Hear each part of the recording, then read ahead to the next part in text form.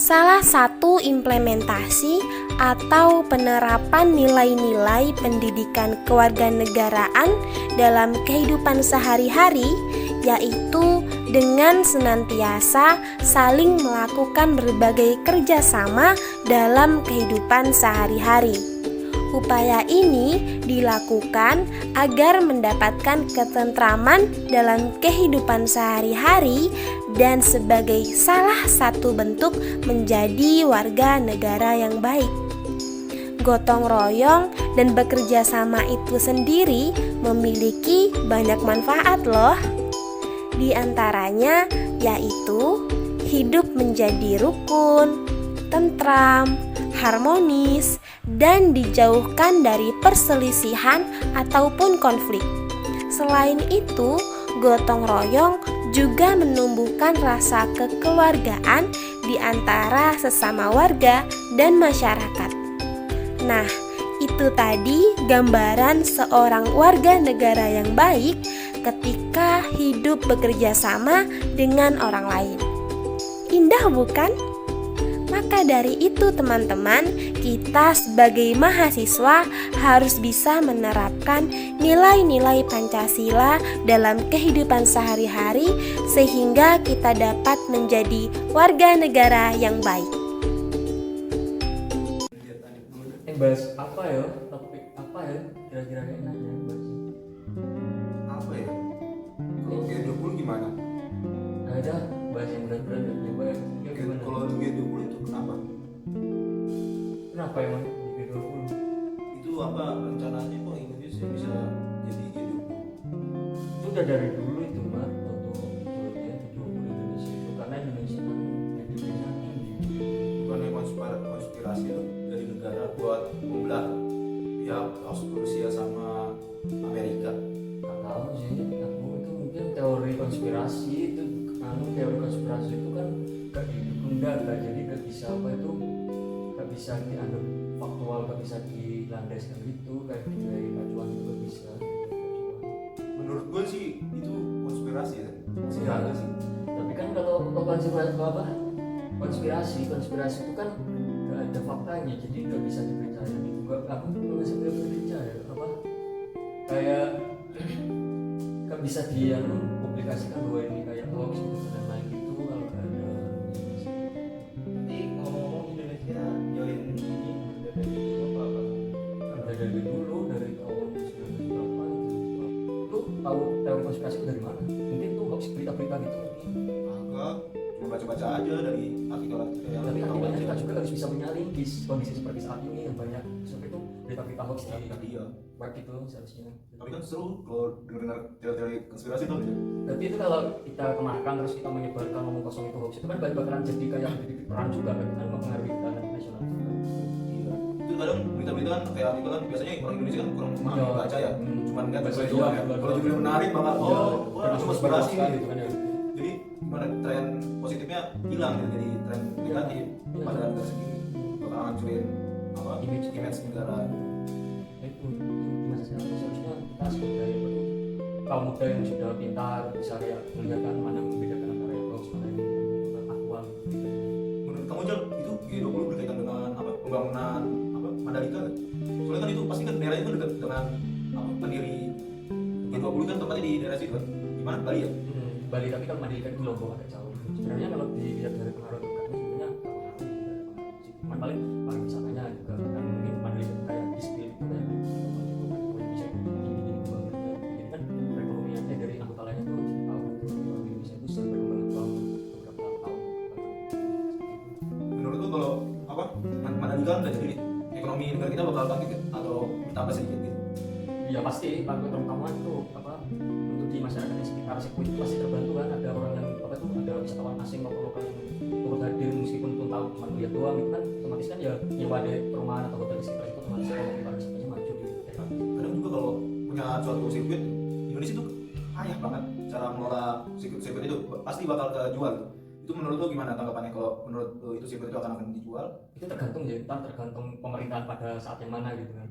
biasanya kan kita sistemnya kan presidennya kan per 5 tahun sekali ganti gitu, jadi otomatis itu kebijakan-kebijakan juga baru lagi gitu kan, investornya itu yang masuk yang keluar itu kan juga yang pasti diperbarui lagi gitu kan. Ya kita nggak tahu juga besoknya tuh Mandalika itu jadi yang awalnya jadi punya aset negara itu akan jadi aset asing itu kan, tergantung nantinya kalau ada yang jual apa enggak. Kalau nggak kecuali ya berarti tetap milik Indonesia. Tadi kata lu periode kita 5 tahun, tapi rencananya rumor-rumor dengar-dengar pengen perpanjangan periode jadi 3 periode ini. Gimana ini? Tapi Emang itu, itu berdasarkan konsekuensi iya kita? sih. Sebenarnya itu gini, itu kan awalnya kan udah presiden udah bilang kan gitu kan, dari dulu tuh dari 2 tahun yang lalu tuh udah bilang sebenarnya dia tuh nggak mau kan.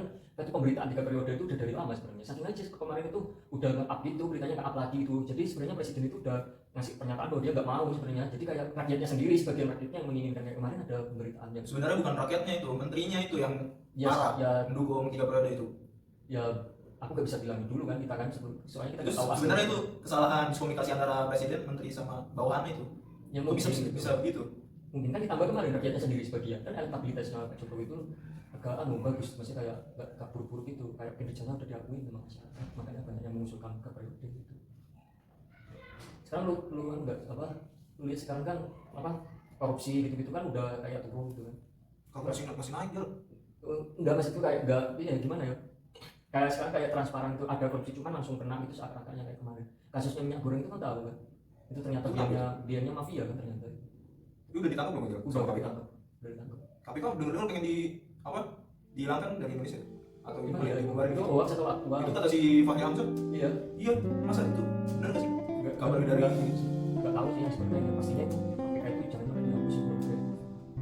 padahal kan ada jasa gitu kan, kejaksaan kan, fungsi kejaksaan tanpa KPK nggak usah, udah ada kejaksaan, polisi itu tinggal kerja sendiri itu bisa nangkap orang-orang korupsi, tapi harus ada KPK gitu. Tapi kalau gak ada KPK berarti kita akan usulkan juga polisi kan terlalu banyak ibaratnya kayak misinya kayak tugas itu kan tambahan jadinya kan, yang mana aslinya tugasnya dia cuma mengatur masyarakat, ini mengayomi masyarakat, ini juga mengayomi pemerintahan gitu.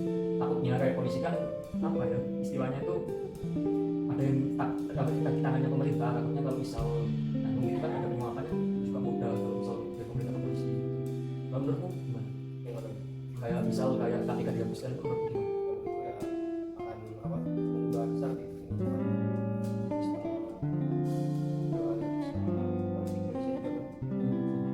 Kalau KPK dihapus berarti anggarannya lebih enak, anggaran negaranya, pengeluarannya bakal turun, misalnya akan meningkat, tinggal pakai lagi.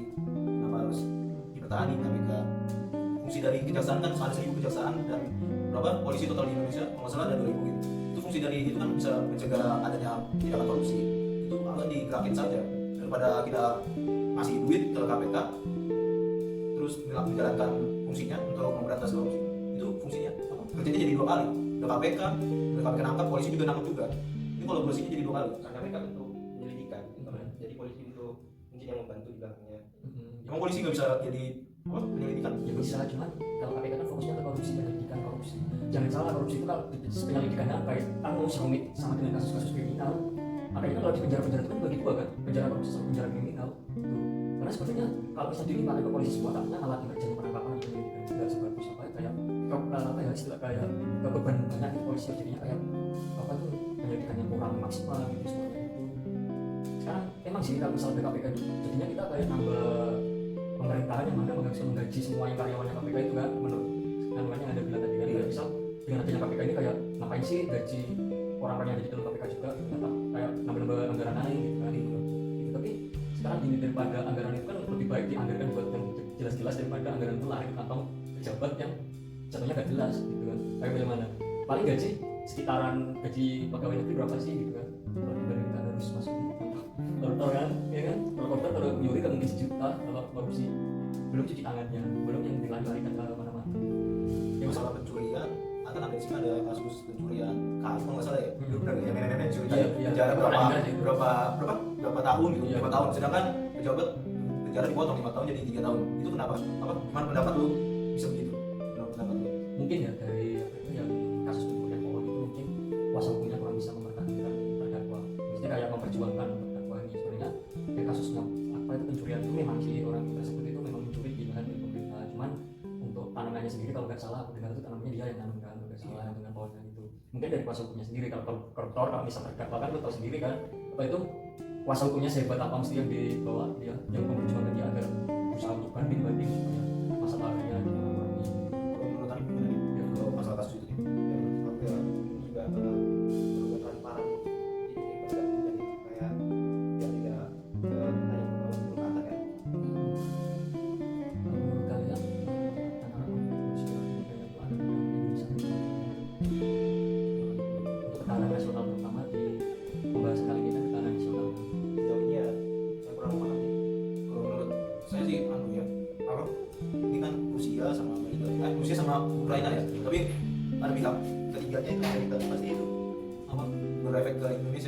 juga kan tadi G20 kan berkaitan Indonesia kan jadi tuan rumah. Nah, menurut saya sih itu aspirasi dari apa menenangkan dunia dari Rusia berkaitan menenangkan. Jadi menurut masnya sebenarnya COVID ini antara Rusia dan Amerika cuma berbeda di Amerika Iya. Serikat yang menyebabkan maksudnya kayak yang menyebabkan kayak yang di akhir depan kan ya apa yang kami Iya, hitamkan kami hitamkan. menurut masnya masa untuk Indonesia sendiri akan ditambah harus di bidang masa itu Dari Indonesia sih pribadi kan Indonesia kan netral ya politiknya.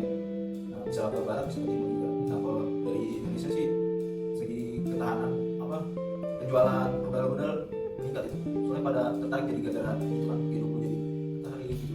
Punya hubungan luar negerinya jadi erat lagi, dari Rusia jadi erat lagi, terus Amerika juga erat, apalagi tuh selain iya China makin erat lah juga hubungan apa teknologi juga itu yang ngulik jadi erat lagi. lalu kemarin kan ada pernyataan dari Pak Presiden Biden bahwasanya kalau misal itu Rusia dan diambilnya berarti itu membuat Indonesia berpikir ulang bahwasanya kenetralannya itu menyebabkan itu kerugian yang Indonesia sendiri terutama di Papua jadi otomatis itu bisa dikatakan kan bukan pertemuan 20 negara sebenarnya kalau bisa berarti kecuali karena ada Rusia kalau misalnya Indonesia ikut join berarti kan yang dilakukannya dari situasi blok barat untuk mengakhiri kebaikan dan berbagai itu untuk menanggulangi itu menurut maksudnya Presiden secara Indonesia yang salah Presiden sendiri itu apa yang bisa disebutkan Menurut saya sih pemerintah udah bener ya, udah mengundang pihak Rusia itu sebuah apa, sebuah jalan politik kita yang netral bebas sih politik kita bebas aktif ya dan nonton dan blok. Nah itu sebuah apa, kewajiban untuk mengundang sisi barat karena timur udah ada. lalu menurut Mas kan undang-undang dasar ada yang menyebutkan bahwasanya kemerdekaan itu ya segala bangsa tapi kenapa kok seakan-akan rakyat Indonesia bisa dilihat sendiri dan disebut-sebut bahwasanya di negara Indonesia sendiri baginya mendukung aksi yang dilakukan Rusia kepada Ukraina itu menurut Mas gimana? Apakah orang tersebut tidak mengamalkan undang-undang dasar itu sendiri? Kan ada kan bahwasanya Indonesia itu berperan kemanusiaan dan menghapuskan penjajahan atas dunia gitu kan. Menurut Mas gimana? Tadi Selaku menurut Mas kan rakyat Indonesia kan mendukung aksi Rusia untuk menginvasi Ukraina itu padahal untuk di negaranya sendiri terutama di Indonesia sendiri itu kan ada undang-undang yang menyebutkan bahwasanya kebebasan kemerdekaan negara itu kan hak segala bangsa. Kenapa kok rakyat Indonesia sendiri tidak mengamalkannya? ya kalau Tidak dari tahu kan itu akan misal paut juga ke Pancasila gitu kan. ya kalau dari sisi Indonesia sih sebenarnya nggak usah bantu ya, nggak usah bantu apa, mensuplai apa, tentara ke Ukraina atau ke Rusia, membantu Rusia ke Ukraina. Nah itu sesuai undang-undang apa? Sesuai undang-undang yang berbunyi tentang apa tadi? Apa penjajahan di atas dunia ya? Nah itu seharusnya nggak usah disuplai tentara, tapi mensuplai dari segi apa? Makanan, produktivitas Ukraina atau Rusia itu ya, kayak kesejahteraan masyarakat di luar. Kalau menurut Masnya dan Masnya aksi Rusia itu salah atau benar? Menurut saya sebagai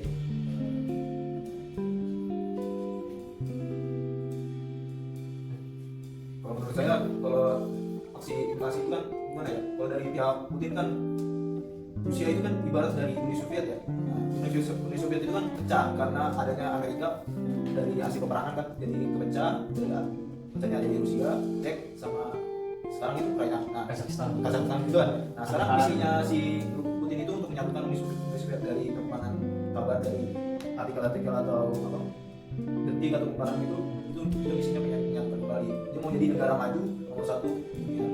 Nah itu dia harus menguasai wilayah Ukraina. Termasuk itu kan di dalam Ukraina itu ada sisi apa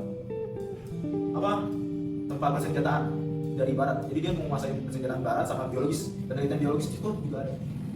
Berarti Masnya sendiri tidak mendukung bahwasanya negara berdaulat itu punya hak untuk merdeka tanpa adanya ikut campur dari Rusia kan?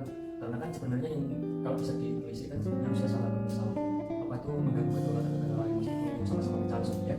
Kayak misal dalam kasusnya itu sama dengan kayak misal Inggris kan punya apa itu kayak negara apa negara persemakmuran Inggris itu. Ya, kan bisa kayak Inggris itu kan negara persemakmurannya dan berarti kan otomatis secara persemakmurannya juga harus sejalan dengan apa yang diomongkan dari Ratu Inggris seperti itu kan. Kalau misal Rusia udah percaya kan itu kan sebenarnya udah demokrasi kan. Rusia juga kan udah gak menganut komunis kan. Rusia sendiri kan. Yang komunis itu udah federal Rusia sekarang. Bahkan di sana partai komunisnya di Rusia sudah nggak menjadi tren, nggak jadi momong lagi gitu. Jadi kalau misal menurut aku yang meskipun Iya. Meskipun tidak ingin mempersatukan anti Soviet, kalau misal Ukraina gak setuju ya berarti salah. Tapi sih kan Barat juga nggak bisa diklaim benar karena Barat sendiri seakan diam waktu antara Israel waktu invasi Palestina. Barat kan diam nggak seperti Ukraina kemarin kan yang mau keluar banget gitu kan. Dukung banget dia orang ngesanksi banget kan, masih sanksi sampai FIFA juga sanksi kan. Bahkan semua orang perbankan, orang kaya di Rusia itu banknya yang di Swiss itu udah dibukukan semua, dibukukan sama aset Visa yang udah Visa sama Mastercard-nya. Jadi sebenarnya Barat itu juga nggak bisa diklaim benar sebenarnya apa yang pernyataan dia itu sebenarnya, karena ya itu tadi dia itu kayak pilih-pilih dalam menolong, bisa dikatakan bisa pilih-pilih seperti itu. Sebenarnya PBB itu seharusnya yang diharapkan dari seluruh negara, tapi PBB sendiri kan condong ke Barat juga kan. Jadi itu sebenarnya di sini di dunia ini tidak ada yang bisa memegang penetralan kalau menurut aku untuk Indonesia sendiri. Soalnya itu tadi meskipun kita negara yang dominannya negara berkembang, negara yang kayak dianggap sebelah mata oleh negara-negara maju lainnya, tapi negara kita mampu menjadi negara percontohan dalam urusan penetralan itu tadi. Itu masalah ketenagaan itu tergantung manusia juga yang menjabat di PBB. Iya. Kalau manusia itu yang menjabat di PBB pasti netral pihak dari Ukraina. Iya, ada sama Palestina. Ada yang Anda yang jadi udah pilih-pilih gitu. Anda pejabat di PBB itu semua dari misal kayak gak dominan dari semua orang Barat semua, misal kan orang PBB itu diisi, ya misal dari seluruh dunia. ya misal iya memang PBB itu persatuan seluruh dunia, tapi kan yang memegang kan semuanya Barat. Untuk anunya yang memegang kuasa atas PBB-nya, sekjen PBB, sekjen PBB-nya itu orang Barat. Anda sekjen PBB-nya orang Timur pasti membelanya seperti itu. Sebenarnya ya benar yang Mas bilang tadi, di tangan manusia sendiri gitu.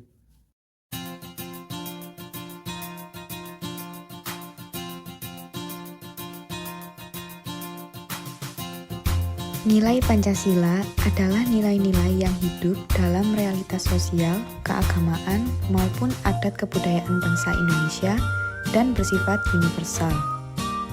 Gotong royong termasuk ke dalam pengamalan nilai sila kelima Pancasila.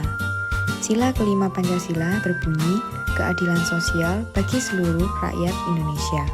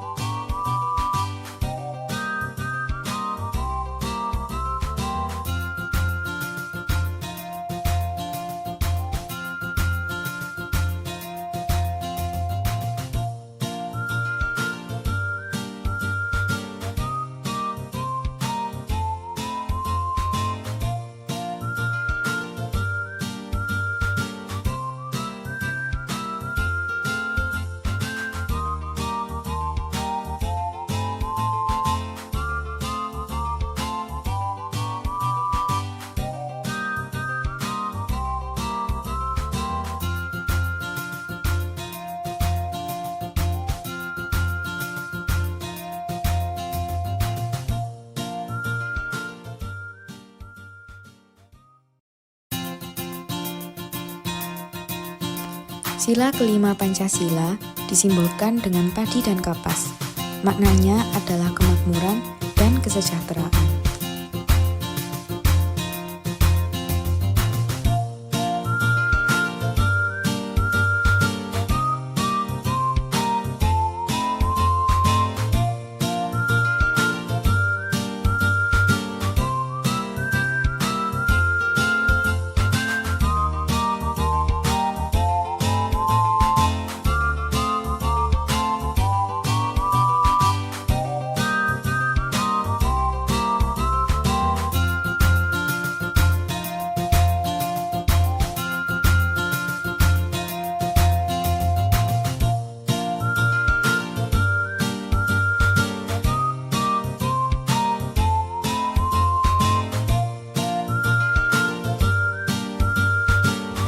Menurut Insinyur Soekarno, gotong royong menggambarkan satu usaha, satu amal, satu pekerjaan yang disebut dengan satu karya atau satu gawe.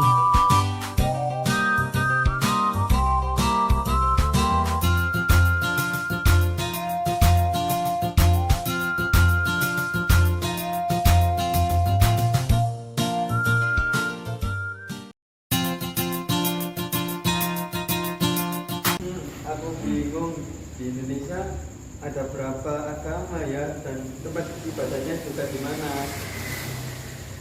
Coba aku cari tahu.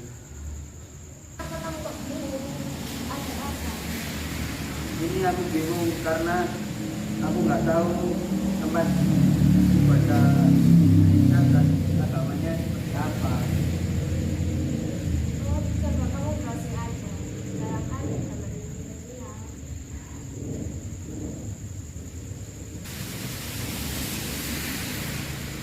Oh, aku sudah menemukannya. Ternyata di Indonesia ada 6 agama dan 6 tempat ibadah agama di Indonesia. Yang pertama masjid, yaitu agamanya Islam. Yang kedua gereja, agamanya Kristen Protestan. Yang ketiga gereja, agamanya Kristen Katolik.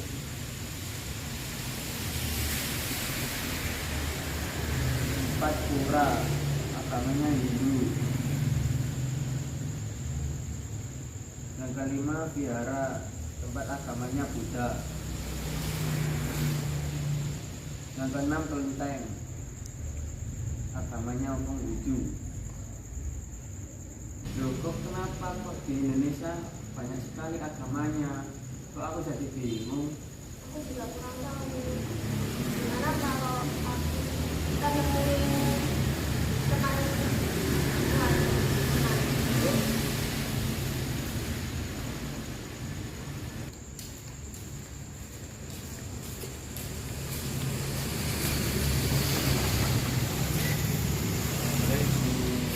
Akan masuk.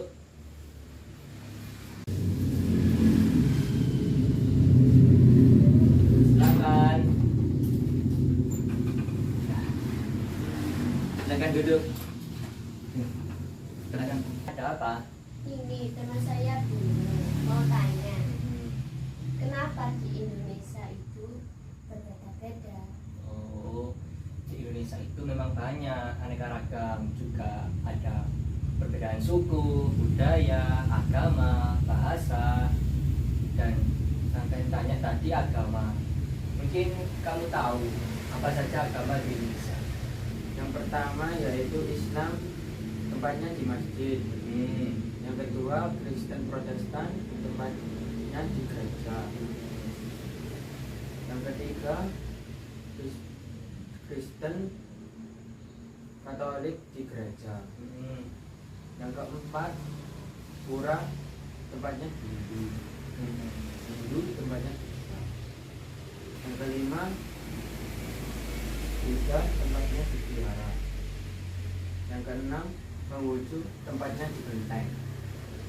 Bentar ya, saya punya sesuatu.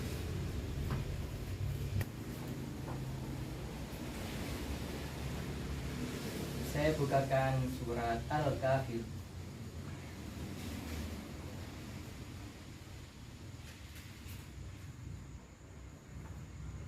Nah, di surat Al-Kafirun ini menjelaskan tentang perbedaan agama juga, yaitu terdiri dari 6 ayat.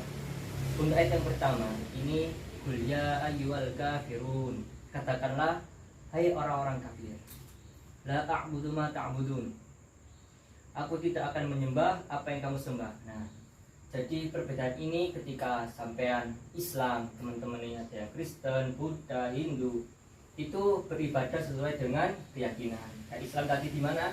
Di masjid, Kristen di gereja dan sebagainya. Kemudian kita diperintahkan untuk saling menghargai, saling menghormati. Ketika ada perbedaan, jangan sampai saling bermusuhan. Kamu kok agamanya itu, kenapa gak ikut aku aja? Nah, jangan seperti itu. Di Indonesia kan Bhinneka Tunggal Ika, berbeda-beda tetapi tetap satu jua. Nah, kemudian langsung ke ayat 6, yaitu apa? Lakum dinukum waliyah. Artinya untukmu agamamu dan untukku agama. Nah, sudah jelas dalam surat Al-Kafirun ini kita diperintahkan untuk saling menghargai, saling toleransi terhadap perbedaan agama.